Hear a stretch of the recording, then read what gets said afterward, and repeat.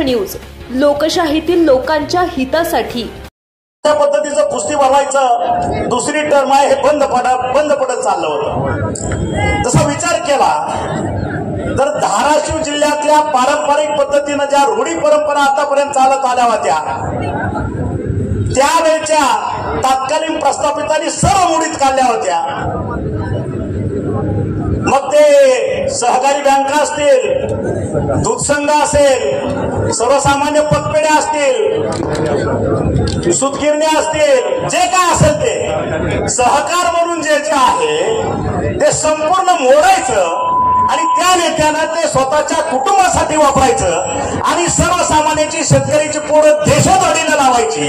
ह्या पद्धतीचा आतापर्यंत बोकाळलेला जो हा परिसरामध्ये जे काय पद्धतीचं काम चाललेलं होतं त्याला हद्दपार करण्याचा विडा सेना भाजपच्या सरकारनं उचललेला आहे। आणि म्हणून एक एक गोष्ट आता मार्गी लागत चाललेली आहे। तुम्ही बघा, या ठिकाणचा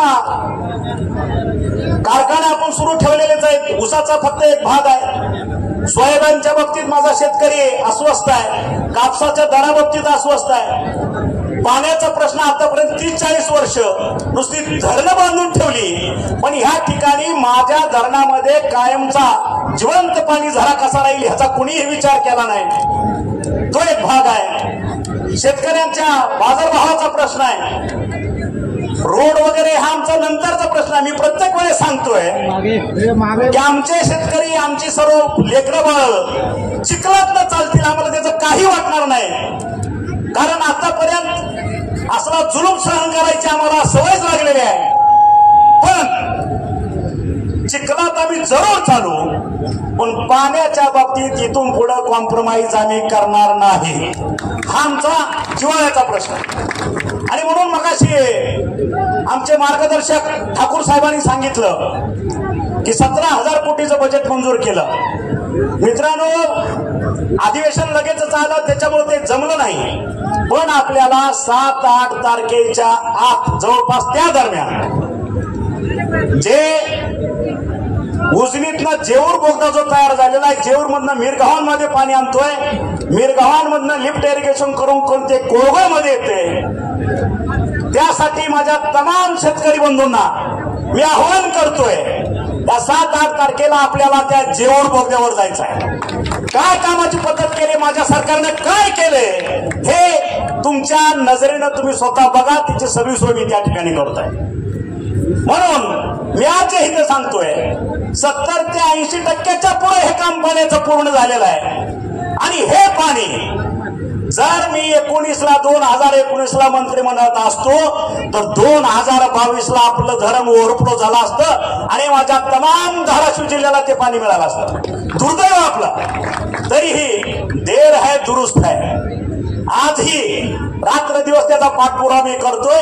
आणि म्हणून माझ्या तमाम शेतकऱ्यांना, ज्याला कळतं असेल ज्याला न कळतं असेल सुद्धा, तुम्ही या त्या ठिकाणी आपण सर्वजण त्या ठिकाणी पिठलं भाकर खाऊ आणि त्या ठिकाणचं लाईव्ह प्रक्षेपण तुम्हाला दिसेल। ह्या पद्धतीनं माझ्या शासनानं, माझ्या मुख्यमंत्री आणि उपमुख्यमंत्र्यांनी धाराशिव जिल्ह्यासाठी पाण्याची काय उपाययोजना केलेली आहे हे तुम्ही तुमच्या नजरेनं पहा। त्याच्यामुळे मी फारसं त्याच्यावरती बोलायची काय गरज नाही। एकदा काही पाणी कोळगाव धरणामध्ये आलं तर ते आपलं भूम, परांडा, वाशी, कळंब, धाराशिव, तुळजापूर, उमरगा, लोहारा आणि बीड तालुक्यातील आष्टी एवढ्या ठिकाणचा भाग इरिगेट होणार आहे। लाखो हेक्टर जमीन आपली पाण्याखाली येणार आहे आणि त्याच्यानंतर मला वाटतं ही पैलवानकीचा जोर त्याच्यानंतर आपला दिसेल। संपूर्ण महाराष्ट्र नव्हे तर संपूर्ण भारत माझ्या पैलवानाकडे आधी नजर लागेल ह्या दृष्टीनं बघतील, कारण ती ताकद माझ्या शेतकऱ्यांची तयार होणार आहे। आणि म्हणून इथून पुढे पुन्हा जगाला जायची वेळ येणार नाही माझ्या मुलाबाळांच्यावरती। आम्ही आमचे सक्षम आहोत। आज 50 एकर, 100 एकर, 200 एकराचे वतनदार आहेत, पण 7 संधी सुद्धा 10 पोतं सुद्धा त्या ठिकाणी ज्वारी होत नाही, ही अवस्था होती। आणि म्हणून हे कुठंतरी परिवर्तन करायचं आणि परिवर्तन केल्याशिवाय आपल्याला माहित आहे पाळण्यातलं किंवा झोळीतलं बाळ आणल्याशिवाय त्याला दूध पाजत नाही। आणि म्हणून नेतृत्वाचा अभाव या ठिकाणी होता। देत नाही तर हिसकावून घेतल्याशिवाय राहणार नाही, ही भाषा वापरणारा नेतृत्व या ठिकाणी होतं। आणि मला वाटतं ते मी ते सिद्ध करून दाखवलेलं आहे। त्याच्यामुळं या ठिकाणी धाराशिव जिल्ह्याला हे देत नाही असं म्हणायची कुणाचीही हिंमत नाही। त्या ठणकावून आपल्याला तुमच्या साक्षीनं मी आज सांगतोय। आणि म्हणून विकासाच्या बाबतीत हे 1.5-2 वर्षच मिळालेले आहेत। येत्या 24 ते 29 मध्ये सुद्धा प्रचंड प्रमाणात महाकाय विकास या धाराशिव जिल्ह्याला सेना, भाजप आणि अजित पवारांचे राष्ट्रवादी ह्या 3 पक्षाच्या महायुतीतनं तुम्हाला पाहायला मिळेल। आणि तुम्ही बघितलं असेल विश्वनेता मी म्हणतोय, वेगवेगळे सर्वे येतात, वेगवेगळे आपण बघून जातोय। आज 45चा सर्वे आला, अजून इलेक्शन लागायचं आहे, आचारसंहिता लागायची आहे। पण मी मीडियाला सुद्धा सांगतो, तुमच्या साक्षीनं सांगतोय की हे सर्वे वगैरे 45, 42, 40 हे काही नाही। ज्यावेळेस विश्वनेता काल यवतमाळमध्ये येऊन सांगून जातो अबकी बार 400 पार, आणि मी म्हणेन ह्या आजच्या मैदानाची साक्ष ठेवून ह्या वेळेस महाराष्ट्रात 48 वर्षे 0 हे तुम्ही लक्षात ठेवा। आणि तुम्हाला येत्या लोकसभेच्या इलेक्शन मध्ये माननीय नरेंद्र भाई मोदी यांचा हात बळकट करायचा असेल तर आपल्याला धाराशिव जिल्ह्यातनं महायुतीचा उमेदवार प्रचंड मतानं निवडून दिल्याशिवाय आपण स्वस्थ बसणार नाही याची ग्वाही मला आहे आणि आपल्यालाही आहे। त्याच्यामुळे त्याच्यावरती वेगळं भाष्य करायची गरज नाही। कारण मी हमेशा म्हणतो ठाकूर साहेबांना, ठाकूर साहेब आपली वाचा सिद्ध आहे हे लक्षात ठेवा। 48 वर्षे 0 हेच चित्र महाराष्ट्रातनं तुम्हाला देशाला पाहायला मिळेल। एवढंच आज या 2024च्या लोकसभा इलेक्शनच्या बाबतीत मी बोलतो। आणि ज्यावेळेस केंद्र सरकार बरोबर असल्यानंतर विकास कसा असतो हे आपण पाहिलंय। आणि इथून पुढे आपल्याला ही संधी भविष्यात कधी आपल्याला गमवायची नाही किंवा सोडायची नाही। कारण केंद्राच्या मदतीशिवाय विकास होणं अशक्यप्राय असतं। ज्या ज्या ठिकाणी आपल्याला निधी लागेल, हजारो कोटीचा निधी, त्या त्या ठिकाणी केंद्र अगदी आपल्याला हिमालयाप्रमाणे आपल्या पाठीशी उभा राहायला पाहिजे ही अपेक्षा ठेवणं गरजेचं आहे। त्याच्यामुळं आणि ज्या वेळेस विरोधी पक्षातील लोकही आम्हाला भेटतात, मंत्री म्हणून भेटतात, एक ह्या ठिकाणचं परिवर्तन करणारा नेता म्हणून भेटतात, त्यावेळेस अगदी दिलखुलास गप्पा होतात। आम्ही त्यांना विचारतो ठीक आहे तुमच्या मर्जीप्रमाणे आपण बोलू, थोडं काँग्रेस असेल किंवा राहिलेली काही सेना किंवा राहिलेले काय राष्ट्रवादी असेल, नरेंद्र भाईला मोदी मतदान करायचं नाही, भाजपला मतदान करायचं नाही, महायुतीला मतदान करायचं नाही, एनडीएला मतदान करायचं नाही, मान्य आहे मला तुम्ही सांगता ते, पण यांना मतदान करायचं नाही ह्याची कारण मला पाहिजे।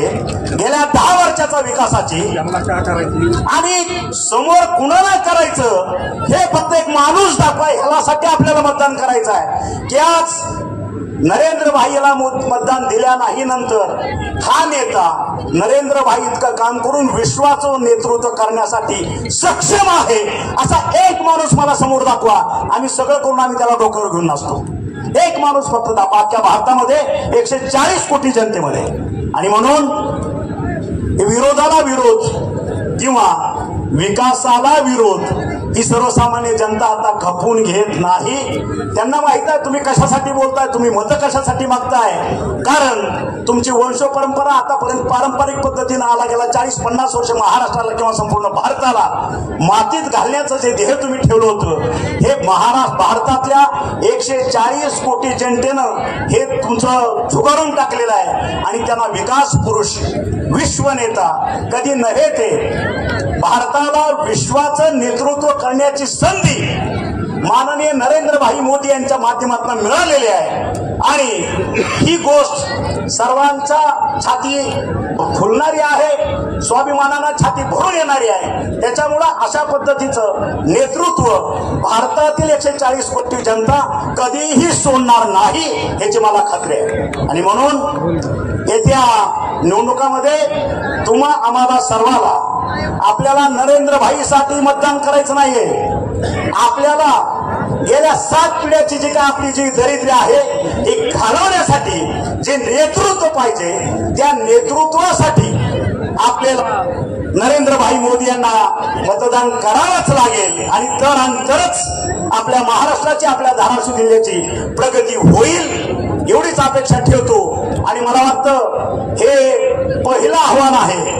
याच्यानंतर आम्ही आमच्या महायुतीतले सर्व नेते दौरे करतील, तुम्हीही आमच्या बरोबर असाल आणि आज मानाच्या ज्या कुस्त्या आहेत मगाशी सांगितल्याप्रमाणे ह्या शेवटीच होतील। सर्वसामान्य जे माझे पैलवान आहेत त्यांना सुद्धा ह्या ठिकाणी संधी प्राप्त झाली पाहिजे आणि त्या पैलवानांना माझं एकच आव्हान आहे, कुणी चित होईल कुणी पट होईल, वेगळा जिंकणे आणि हरणे हा प्रारब्धाचा भाग असतो, ते सोडून द्या, आपल्या प्रयत्नाचा भाग असतो। जिंकण्यानं होऊन जायची काय गरज नाही आणि पन्नारानं डाऊन टू अर्थ व्हायचे असे डोळे झाकून किंवा रडत बसायची काय गरज नाही। परत जोमानं पुढच्या अशा मैदानामध्ये उतरून जो कोणी तुमच्याशी लढला होता त्याला चितपट करण्याची हिंमत डोक्यात ठेवा आणि त्याच्यासाठी आम्ही आमचा शिवसेना, आमचं भाजपा, आमचं पूर्ण एनडीए माझ्या सर्व पैलवानांच्या पाठीशी सदैव असेल एवढी ग्वाही देतो आणि मी माझे 2 शब्द संपवतो। जय हिंद, जय महाराष्ट्र। आणखी एक गोष्ट ठाकूर साहेबांनी जे 1-2 गोष्टी मागणी केली होती एमआयडीसीच्या बाबतीतलं, ठाकूर साहेब जे शब्द मी बोलतो ते मला वाटतं फार तर 30 दिवस, त्याच्यापेक्षा फार दिवस लागले तर 45 दिवसात माझ्या कुठल्याही पदाधिकाऱ्यांना नेत्यानं मागणी केलेली ती परिपूर्ण करण्याचा वेळा मी उचलतो आणि परमेश्वर कृपेनं आई तुळजाभवानीच्या कृपेनं मला त्याच्यामध्ये आतापर्यंत यश आलेलं आहे। तुम्ही बघितलं असेल मागच्या 15 दिवसाखाली धाराशिवला आपण 350 कोटीचं 500 खाटाचं हॉस्पिटल मंजूर करून गेला आशियान बँकेकडं। ऑनलाईन माझ्या मुख्यमंत्र्यांनी माझी मागणी मान्य केली आणि त्याला मान्यता दिली, त्याची प्रशासकीय मान्यता आली।